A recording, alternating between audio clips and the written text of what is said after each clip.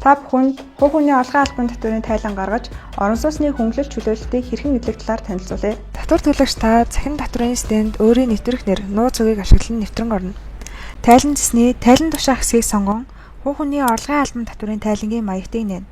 Нэвтрэн орсны дараа хадгалах үйлдэлийг хийх бөгөөд үүний дараа мэдээ цэс рүү орж татвар ногдох орлогын мэдээ буюу 1-р хавцралтыг бөглөнө.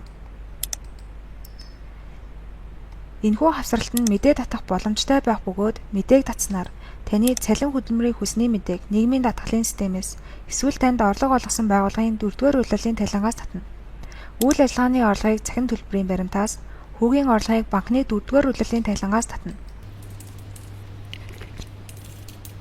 Мэдээг татсны дараа та мэдээллийг шалган хадгалах товчийг даран дараагийн хавцралтыг бөглөнө.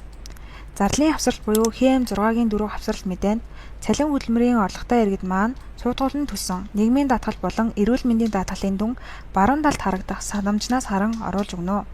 Хэрэв шууд бус орлого хүлээн авсан бол түүнд ногдох нийгмийн даатгал болон эрүүл мэндийн даатгалын дүн хасаж оруулахыг анхаарна. Үйл ажиллагааны орлоготой холбогдсон гарсан зарлыг 2-оос 35 дахь мөрнө. Хөрөнгөтэй холбогдсон гарсан зарлыг 36-аас 40-р мөрөнд тус бөглөнө. Зарлын мэдээг бөглсөний дараа албан татврын хөнгөлтийн тооцооллын мэдээ буюу ХМ6-гийн 5 дахь хавцралтыг бөглөнө.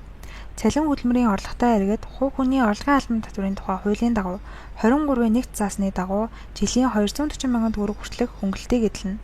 Тухайн жишээн дээр маань 36 саяас дээш төгрөгийн орлого олсон тул хөнгөлтийг эдлэхгүй. Орон сууцны хөнгөлтөөр жишээ авч байгаа тул тайлангийн 13 дугаар мөрийн дүнд худалдаа авсан болон барьсан орон сууцны дүн оруулж өгснөөр хөнгөлөгдөх татврын дүн тооцоологдно. Үүний дараа 30 дугаар мөрийн дүн шалгах бөгөөд хэрэв 30 дугаар мөрийн дүн тооцоологдсон бол үндсэн тайлангаа хадгална. Ингэснээр бүрдүүлэх материалсанд хөнгөлөлт чөлөөлтийн төрөл нэмэх товч итгэвчин гарч ирнэ.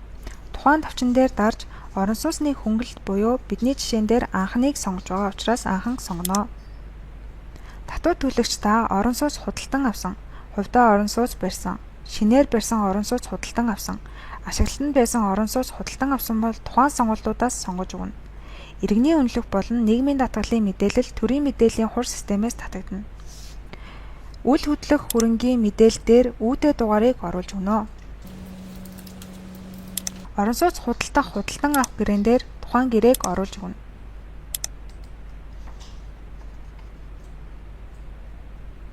Орон сууц худалдан авсан төлбөрийн баримтын дүн дараагийн хавцралт дээр оруулж өгнө.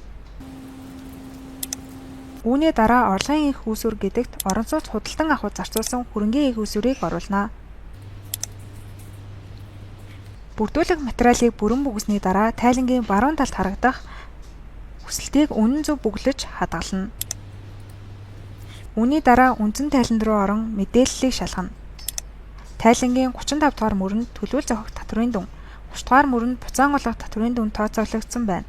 Шалгасны дараа хадгалах үйлдэлийг хийнэ.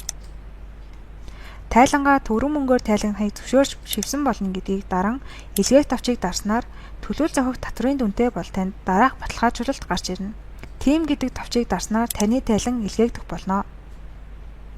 Тайлангаа илгээсний дараа таны тайлан илгээсэн төлөвтэй байхыг анхаарна уу?